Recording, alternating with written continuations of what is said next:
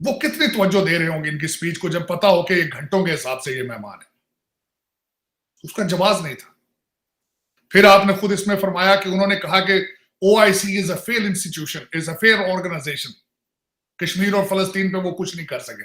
तो फिर मुझे ये बताएं शहनशाह अकबर के गुर्बत का मजाक उड़ाने की क्या जरूरत थी एक गरीब मुल्क जहां पे इस वक्त 2 वक्त का खाना खाना लग्जरी है।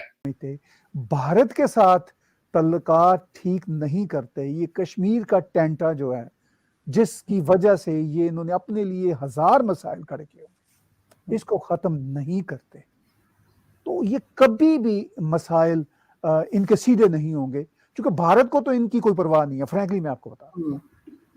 इनको ही मसाइल लगे रहेंगे, कभी इंटरनेशनल कम्युनिटी से इनको मसाइल दरपेश होंगे, इकोनॉमिक्स के मसाइल होंगे।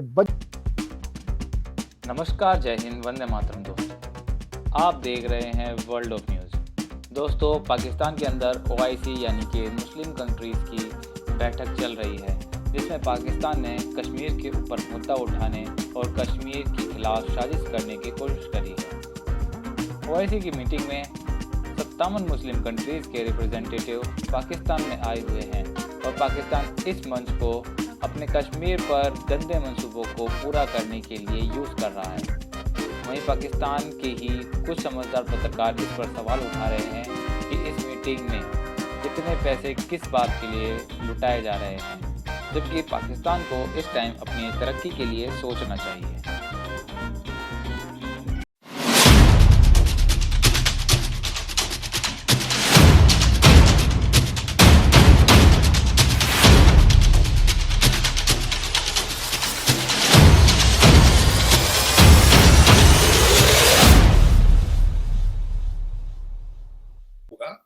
कि 57 मुल्कों के वुज़रा खारजा वो कितनी तवज्जो दे रहे होंगे इनकी स्पीच को, जब पता हो कि ये घंटों के हिसाब से ये मेहमान है। उसका जवाब नहीं था। फिर आपने खुद इसमें फरमाया कि उन्होंने कहा कि OIC is a fail institution, is a fair organisation. Kashmir और फलस्तीन पे वो कुछ नहीं कर सके। तो फिर मुझे ये बताएं शहनशाह अकबर के गुर्बत का मजाक उड़ाने की क्या जरूरत थी एक गरीब मुल्क जहां पे इस वक्त 2 वक्त का खाना खाना लग्जरी है। तो आपने इन 57 मुल्कों के वज़रा खारजा को पाकिस्तान के खर्चे पे बुला के इस्लामाबाद में 3 दिन सारा कारोबार बंद करके आप शहनशाह अकबर को दरबार सजाने की क्या जरूरत थी? कोई जवाब बनता है इस ओआईसी का? मेरे यूथिया भाई जो कि बिल्कुल जिनकी आंखें और कान बंद हो चुके हैं, वो बिल्कुल ये कह रहे हैं कि देखें जी यहाँ पे एक क्रिकेट टीम क्या है, 57 मुल्कों के वजीर खारजा यहाँ लेके आ गया, इसने कौन सा काम किया है? कोई एक बात मुझे बता दें जो आज तक इन्होंने कुछ की हो पाकिस्तान और इंटरनेशनल कम्युनिटी के लिए। अब मैं ओआईसी पे बोलना चाहूंगा थोड़ी देर के लिए कि ओआईसी क्या चीज है।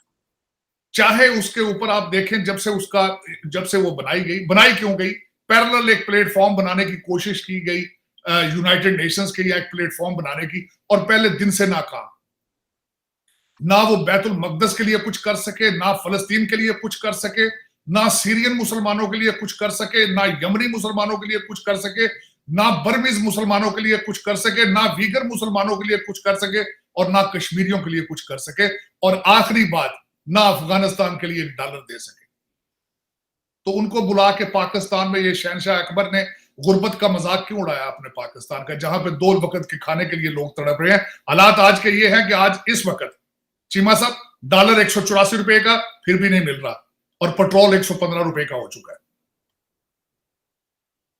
और खान साहब ने अपने स्पीच में फरमाया पिछले दिनों में कि मैं वजीर आजम हूं, मैं टमाटर और प्याज के रेट सेट करने नहीं आया।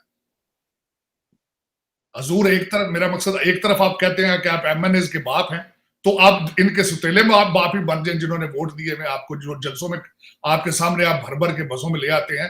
वो टमाटर खाते हैं, प्याज खाते हैं, रोटी खाते हैं, जो इनके नहीं मिल रही इस वक्त। और उसके बाद देखें, अगर मेरा ख्याल में आज इन्होंने दूसरी स्पीच की इस्लामोफोबिया, दुनिया को प्रचार करने से पहले जरा खुद सोचे सियालकोट में आपने क्या किया था वहां पे। और आज मुझे अफसोस है कि 16 साल की एक लड़की, हिंदू लड़की, आज सखर में उसको अगवा करने की कोशिश में गोली मार दी गई।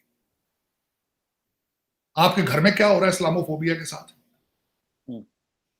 आप अपना अपना काम छोड़कर, अपना बैकयार्ड में अपना होमवर्क छोड़ के आप दुनिया के लीडर बनने की कोशिश कर रहे हैं। घर में तो पहले देखे क्या हो रहा है, आपके अकलीतों के साथ क्या हो रहा है पाकिस्तान में। है कि इन्होंने कह दिया कि भाई भारत की पॉलिसी को मैं दाद देता हूं, ये उन्होंने लफ्ज बरते हैं।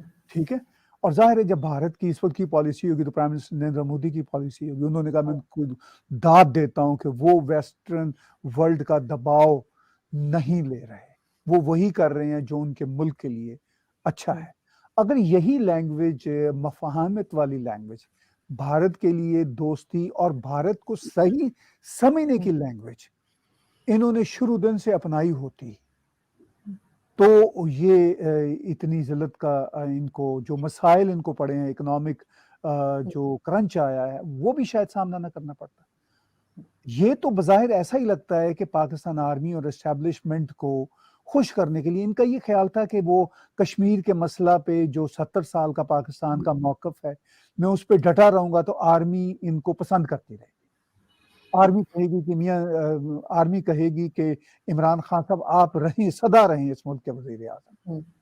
लेकिन इनको ये नहीं पता कि जहाँ इंटरेस्ट होते हैं, जहाँ मसाइल होते हैं, वहाँ पे जो स्टेक होल्डर्स होते हैं उनके बदलने में 1 मिनट भी ज्यादा लंबा अरसा है, वो तो 1 मिनट से भी पहले के अरसा में बदल जाते हैं। पाकिस्तान आर्मी ने रियलाइज कर लिया कि भाई हम कश्मीर के मसला पे अपनी जो टैं है हमेशा से वो नहीं रख सकते, चूंकि इंटरनेशनल बरादरी उनके साथ नहीं खड़ी।